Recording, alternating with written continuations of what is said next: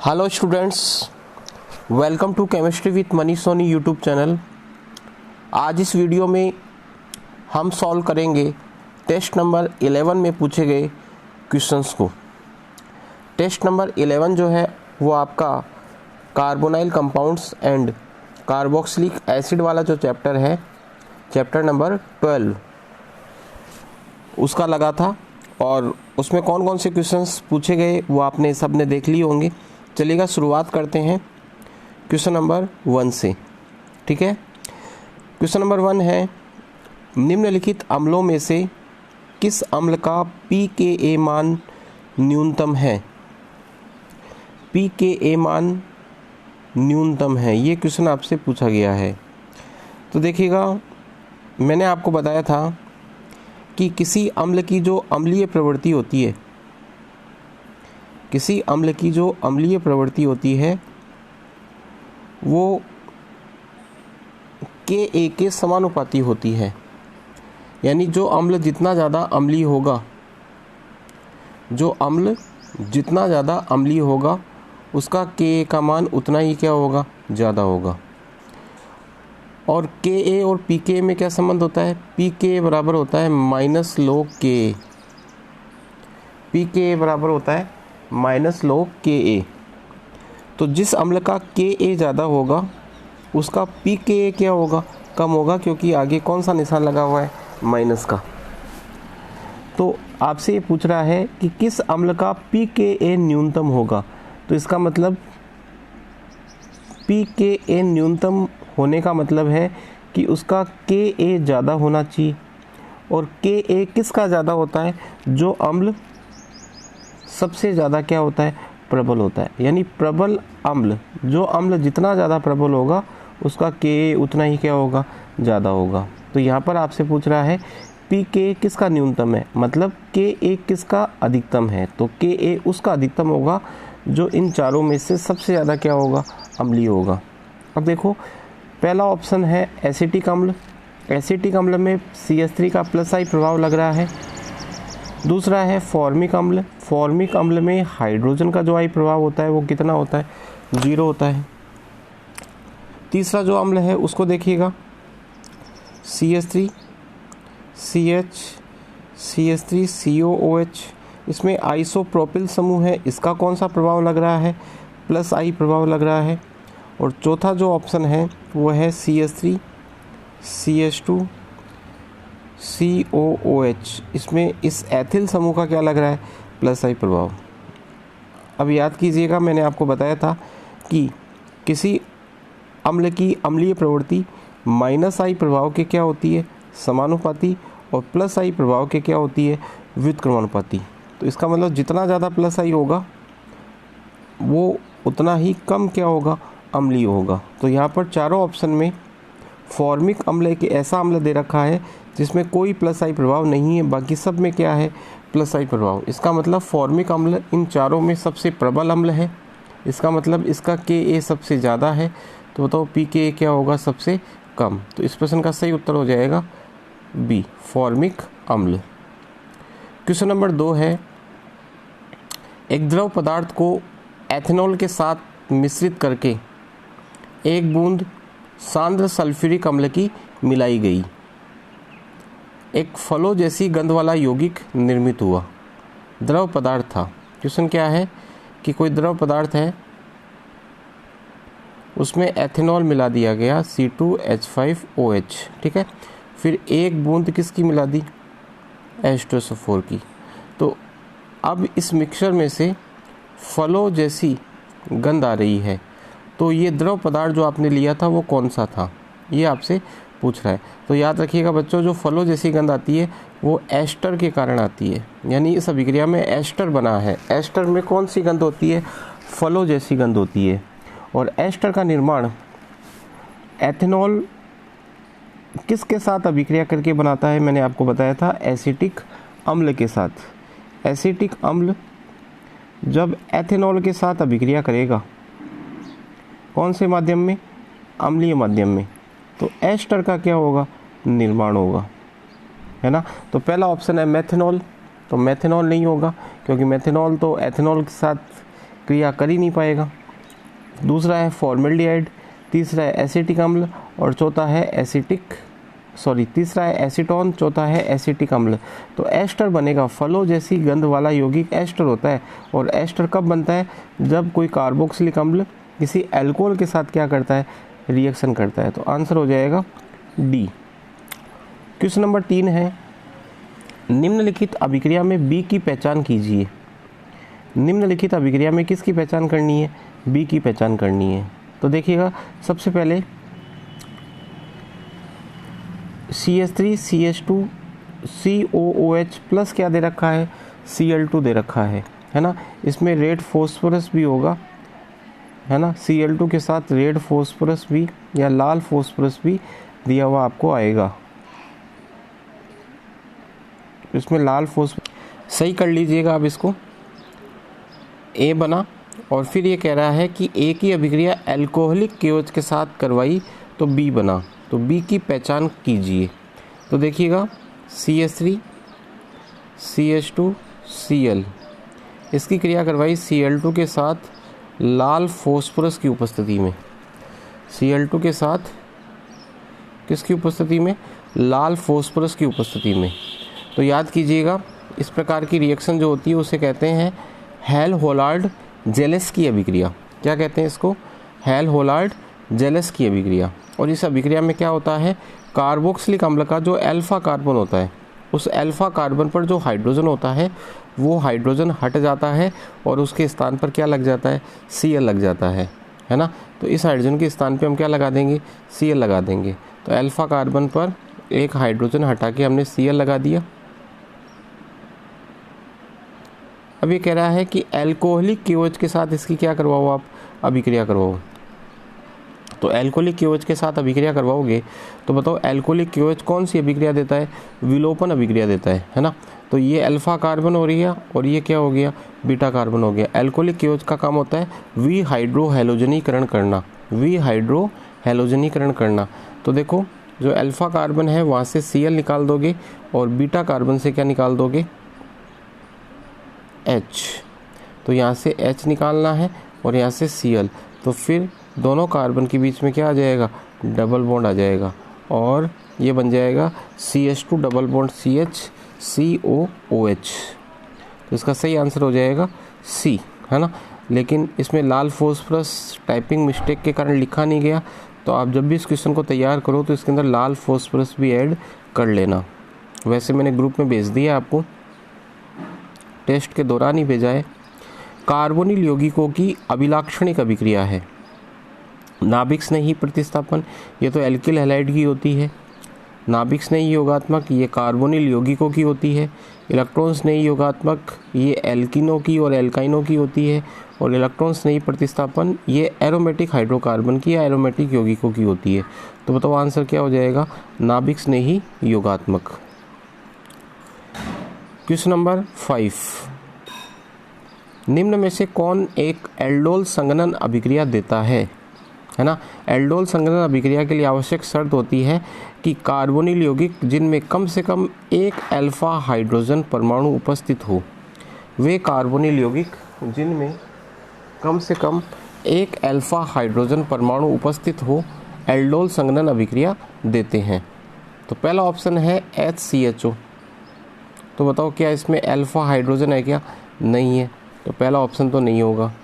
दूसरा है PHCHO यानी C6H5CHO। क्या इसमें अल्फा हाइड्रोजन है क्या? नहीं है, है ना। बेंजल्डिहाइड में अल्फा हाइड्रोजन नहीं होता, ये होता है PHCHO। ये देखो, क्या इस कार्बन पे हाइड्रोजन है क्या? नहीं है, क्योंकि एक बॉन्ड ये रहा, एक बॉन्ड ये रहा, एक बॉन्ड ये रहा, एक बॉन्ड ये रहा। तो कार्बन ने ऑलरेडी 4 बॉन्ड बना लिए, तो फिर इस कार्बन पर हाइड्रोजन नहीं है। और ये कार्बन कौन सा है? Alpha carbon. तीसरा ऑप्शन देखो, CH3 CH3 CHO। अब ये कार्बन अल्फा हो गया, क्या इस पे हाइड्रोजन है क्या? नहीं है। इसका मतलब इस प्रश्न का सही उत्तर हो जाएगा डी, कोई नहीं। तो इनमें से एक भी ऐसा कंपाउंड नहीं है जो एल्डोल संघनन अभिक्रिया देता है। क्वेश्चन नंबर 6 देखिएगा, निम्नलिखित यौगिकों के IUPAC नाम लिखिए। पहला है फॉर्मिक अम्ल, तो फॉर्मिक अम्ल का IUPAC नाम होता है मेथेनोइक अम्ल। क्या होता है? मेथेनोइक अम्ल। फॉर्मिक अम्ल का IUPAC नाम होता है मेथेनोइक अम्ल।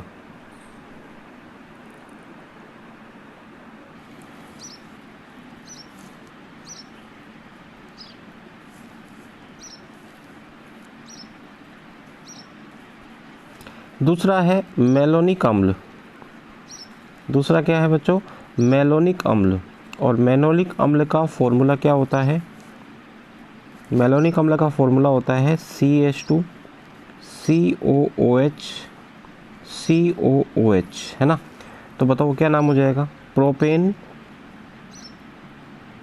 प्रोपेन डाई कार्बोक्सिलिक अम्ल। प्रोपेन डाई कार्बोक्सिलिक अम्ल, या फिर सॉरी कार्बोक्सिलिक अम्ल नहीं आएगा, ओइक अम्ल आएगा, है ना। क्या आएगा? ओइक अम्ल, क्योंकि हम COH के कार्बन को चेन में ले रहे हैं।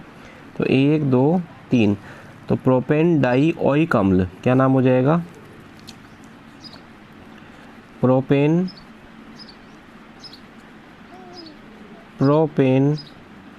डाई ओइक अम्ल, है ना। प्रोपेक डाइओइक अम्ल। इसमें नंबरिंग करने की आवश्यकता नहीं है ना, नंबर शो करने की आवश्यकता नहीं है। क्यों? क्योंकि ये जो COH समूह है वो 1 नंबर के कार्बन पे आएगा और ये COH समूह 3 नंबर के कार्बन पर ही आने वाला है, इसलिए 1 3 लिखने की आवश्यकता नहीं है। वैसे लिख भी दो तो फिर कोई दिक्कत नहीं है, लिख भी सकते हो। वैसे अगर ऑब्जेक्टिव क्वेश्चन आया आपके पास में और आपको एक चुनना हो तो फिर नंबरिंग नहीं होगी। तो नाम हो जाएगा प्रोपेन डाई ओइक अम्ल या प्रोपेन 1,3 डाइओइक अम्ल, है ना। लेकिन ज़्यादा सही नाम क्या है? प्रोपेन डाइओइक अम्ल। क्वेश्चन नंबर 7 है, कार्बोक्सिलिक अम्ल व फिनॉल में कौन अधिक अम्लीय है और क्यों? तो देखो बच्चों, ये होता है कार्बोक्सिलिक अम्ल, है ना। और फिनॉल का फॉर्मूला आप जानते ही हैं। ये तो हो गया कार्बोक्सिलिक अम्ल और ये है फिनॉल।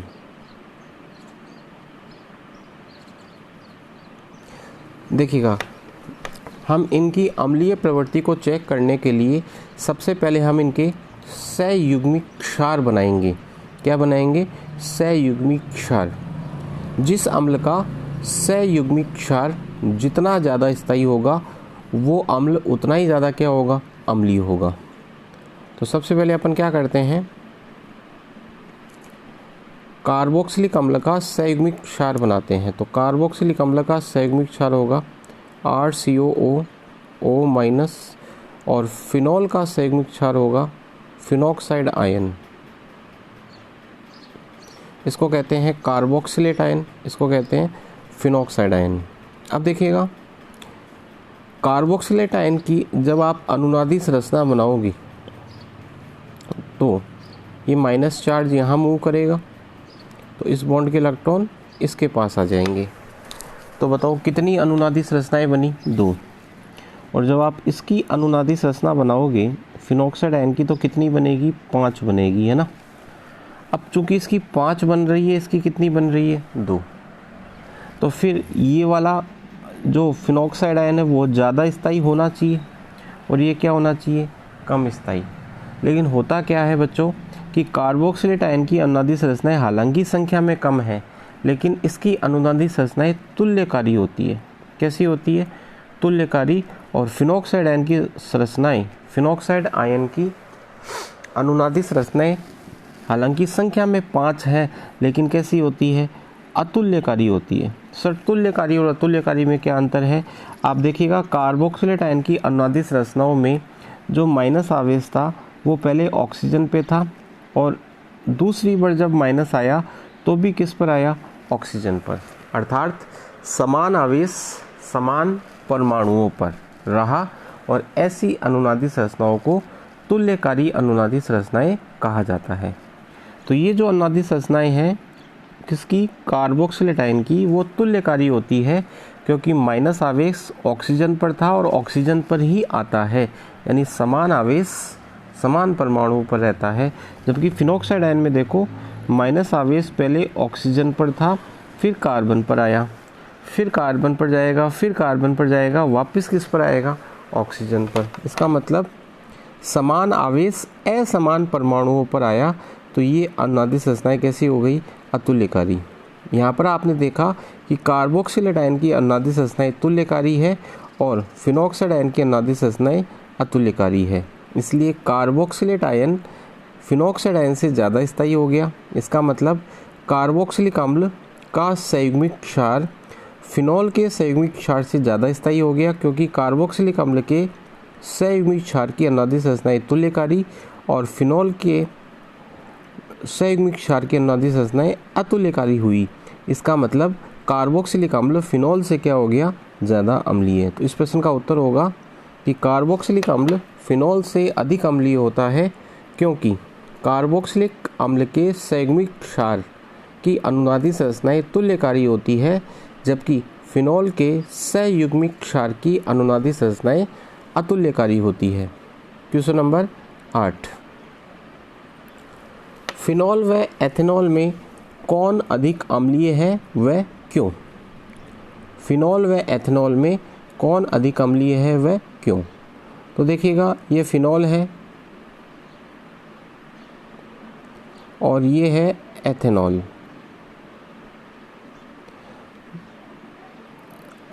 अम्लीय प्रकृति को चेक करने के लिए सबसे पहले हम इन दोनों के संयुग्मिक क्षार बनाएंगे। फिनॉल का संयुग्मिक क्षार बनेगा फिनॉक्साइड आयन और इसका H पर से हटा दूँ तो इसका बनेगा एथॉक्साइड आयन। फिनॉक्साइड आयन में अनुनाद होता है, एथॉक्साइड आयन में अनुनाद नहीं होता। इस कारण से एथेनॉल का संयुग्मिक क्षार कम स्थायी है और फिनॉल का संयुग्मिक क्षार क्या है, अधिक स्थायी। इसका मतलब फिनॉल और एथेनॉल में फिनॉल ज़्यादा क्या होता है, अम्लीय। तो इस प्रश्न का उत्तर हो जाएगा फिनॉल एथेनॉल की तुलना में अधिक अम्लीय होता है, क्योंकि फिनॉल के संयुग्मिक क्षार का स्थायित्व एथेनॉल के संयुग्मिक क्षार की तुलना में क्या होता है, अधिक। क्योंकि फिनॉल के संयुग्मिक क्षार में अनुनाद पाया जाता है, वो अनुनाद से अधिक स्थायी होता है, जबकि एथेनॉल के संयुग्मिक क्षार में अनुनाद नहीं होता, इसलिए वो फिनॉक्साइड आयन से कम अम्लीय होता है। अम्लीय प्रवृत्ति समानुपाती होती है संयुग्मिक क्षार के स्थायित्व के। संयुग्मिक क्षार का मतलब कि जब कोई अम्ल अपना प्रोटॉन त्याग देता है तो बनने वाली स्पीसीज क्या कहलाती है, संयुग्मिक क्षार। क्वेश्चन नंबर 9, आप एक पद में सोडियम एसीटेट को मीथेन में कैसे बदलेंगे? तो देखो बच्चों, ये है सोडियम एसीटेट और ये कह रहा है कि मीथेन कैसे बनाओगे। तो देखो CH3 से CH4 बनाना है ना, यहाँ पर CH3 है, उसको CH4 में बदलना है। तो इस कार्य के लिए मैंने आपको बताया था सोडा लाइम विकार्बोक्सिलीकरण, तो इसकी क्रिया करवा देंगे NaOH प्लस CaO के साथ, इसको गर्म कर देंगे, है ना। NaOH प्लस CaO का मिश्रण क्या कहलाता है, सोडा लाइम, और इस अभिक्रिया को क्या कहते हैं, सोडा लाइम विकार्बोक्सिलीकरण। और इस अभिक्रिया में क्या होता है, जो कार्बोक्सिलिक अम्ल का सोडियम लवण होता है उसका जो एल्किल ग्रुप होता है उसके एक हाइड्रोजन लग जाता है और वो बाहर निकल जाता है, या फिर वो बाहर निकलने के बाद में उस पर क्या लग जाता है, एक हाइड्रोजन। जैसे मान लो आपके पास ये होता C2H5COONA, इसका सोडा लाइम विकार्बोक्सिलीकरण करते तो बताओ क्या बनता, C2H6, है ना, इसके एक H लगा देना है। क्वेश्चन नंबर 10 देखिएगा, बेंजोइक अम्ल, 4 मेथिल बेंजोइक अम्ल, 4 नाइट्रो बेंजोइक अम्ल को अम्लीय सामर्थ्य के बढ़ते क्रम में व्यवस्थित करो। तो देखो, ये तो हो गया आपका बेंजोइक अम्ल, ये हो गया आपका 4 मेथिल बेंजोइक अम्ल, और ये हो गया आपका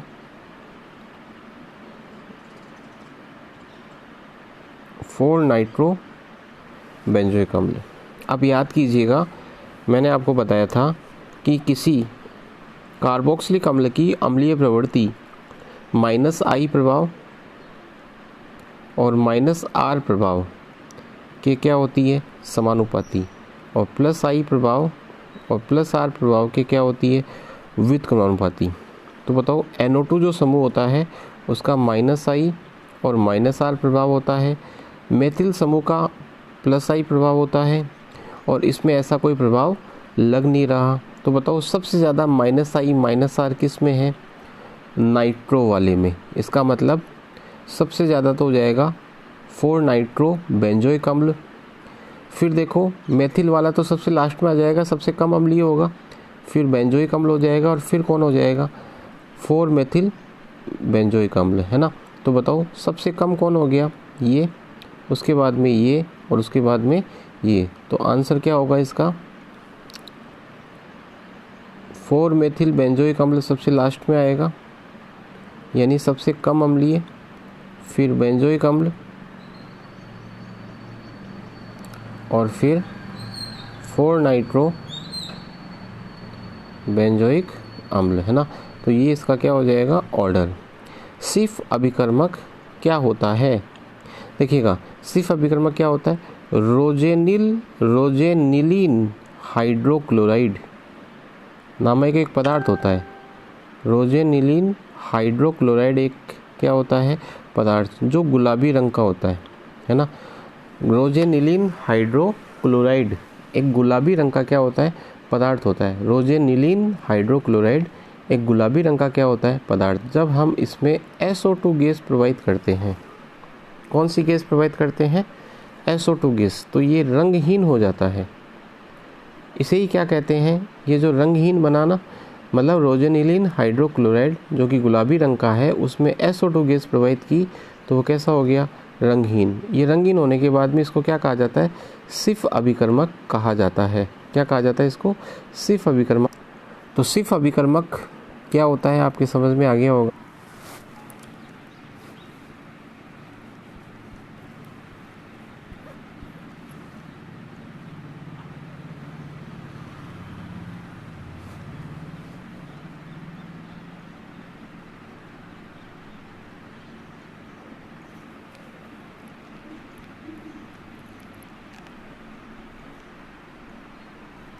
क्या होता है सिर्फ अभिकर्मक, एक बार वापस से बता देता हूँ। रोजेनिल हाइड्रोक्लोराइड, रोजेनिल हाइड्रोक्लोराइड, बताओ ये कैसे रंग का होता है, गुलाबी। इसमें कौन सी गैस प्रवाहित की आपने, SO2, तो ये कैसा हो गया, रंगहीन हो गया, है ना। अब रंगहीन होने के बाद में इसको क्या कहते हैं, इसको कहते हैं सिर्फ अभिकर्मक। जब आप इसको एल्डिहाइड में मिक्स करोगे तो वापस गुलाबी रंग आ जाएगा, लेकिन कीटोन में मिक्स करोगे तो वापस गुलाबी रंग नहीं आएगा। अगला क्वेश्चन है क्वेश्चन नंबर 12। रोजेनमुंड अभिक्रिया से फॉर्मेल्डिहाइड का निर्माण किया जा सकता है, स्पष्ट कीजिए। तो देखिएगा सबसे पहली बात, रोजेनमुंड अभिक्रिया क्या होती है, RCOCl, है ना, एसिल क्लोराइड की अभिक्रिया हाइड्रोजन के साथ करवाई जाती है पैलेडियम उत्प्रेरक की उपस्थिति में और BaSO4 विष की उपस्थिति में। तो क्या होता है, RCOCl का Cl हट जाता है और उसके स्थान पे क्या लग जाता है, H, और क्या बाहर निकल जाता है, HCl। यानी एसिल क्लोराइड से एल्डिहाइड बनाने का ये क्या होता है, मेथड होता है। अब देखिएगा यदि आप इस अभिक्रिया के अंदर CH3COCl लेते हो, CH3COCl, और उसकी अभिक्रिया करवाते हो HCl के साथ, किसकी उपस्थिति में, PDBaSO4 की उपस्थिति में। तो यहाँ से Cl हट जाएगा और उसके स्थान पे क्या आ जाएगा, H, क्या बन गया, एसिटल्डिहाइड। अब यदि आपको इस अभिक्रिया से फॉर्मेल्डिहाइड बनाना है, क्या बनाना है, फॉर्मेल्डिहाइड, है ना, तो आपको लेना पड़ेगा HCOCl, है ना, और इसकी अभिक्रिया करवानी पड़ेगी PDBaSO4 की उपस्थिति में हाइड्रोजन के साथ, है ना। तो इसके साथ आपको हाइड्रोजन की अभिक्रिया करवानी पड़ेगी। लेकिन ये जो HCOCl है, HCOCl, ये क्या होता है? अस्थायी होता है। क्या होता है? अस्थायी। इसका मतलब ये प्रकृति में पाया ही नहीं जाता। तो ये जब पाया ही नहीं जाता तो इसको लेओगे कहाँ से? और जब इसको ले ही नहीं पाओगे तो क्या बताओ, फॉर्मेल्डिहाइड का निर्माण हो पाएगा क्या? नहीं। तो इस प्रश्न का उत्तर हो जाएगा किस अभिक्रिया से फॉर्मेल्डिहाइड यानी HCHO का निर्माण नहीं किया जा सकता, क्योंकि HCOCl फॉर्मिल क्लोराइड अस्थायी होता है। क्या होता है? अस्थायी। अगला क्वेश्चन, क्या रोजेनमुंड अभिक्रिया में यदि रोजेनमुंड अभिक्रिया में बेरियम सल्फेट का उपयोग ना किया जाए तो क्या होगा? देखो, बेरियम सल्फेट का काम होता है, जैसे ये अभिक्रिया लिखते हैं अपन, और इसकी अभिक्रिया करवाई हाइड्रोजन के साथ PdBSO4। तो एसिल क्लोराइड पहले अपचयित होता है किसमें? RCHO में। किसमें होता है? RCHO में। अब ये बेरियम सल्फेट क्या करता है? इसका फर्दर अपचयन रोक देता है। अगर आप इस अभिक्रिया में BSO4 नहीं लेते हो तो पैलेडियम की सक्रियता कम नहीं होगी, है ना। और पैलेडियम की सक्रियता यदि कम नहीं होगी तो एल्डिहाइड का आगे अपचयन हो जाएगा किसमें? RCH2OH में, है ना। तो एल्डिहाइड तक ही हमें अभिक्रिया करवानी होती है, एल्डिहाइड का आगे अपचयन नहीं करवाना चाहते, इसलिए हम इसमें क्या करते हैं? बेरियम सल्फेट का उपयोग करते हैं। तो यदि आप इस अभिक्रिया में बेरियम सल्फेट नहीं लेते हो तो जो एल्डिहाइड बनता है वो आगे किस में अपचयित हो जाता है? अल्कोहल में। लेकिन इस अभिक्रिया का उद्देश्य होता है एल्डिहाइड बनाना, इसलिए इस अभिक्रिया में क्या लिया जाता है?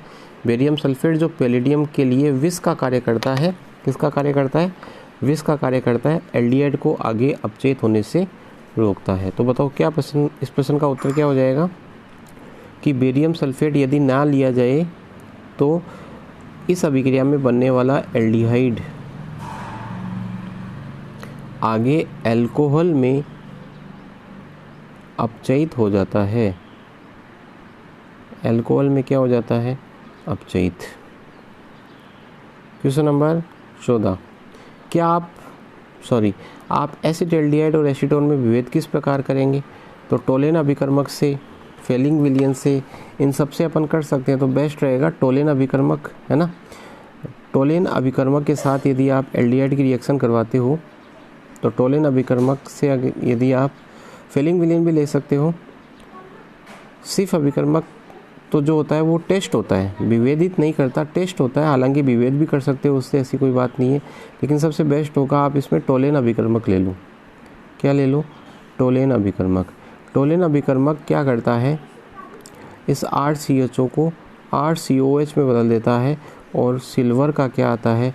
अवक्षेप आता है। याद रखिएगा कि एल्डिहाइड जो होता है, एल्डिहाइड टोलेन अभिकर्मक को अपचयित कर देता है, लेकिन कीटोन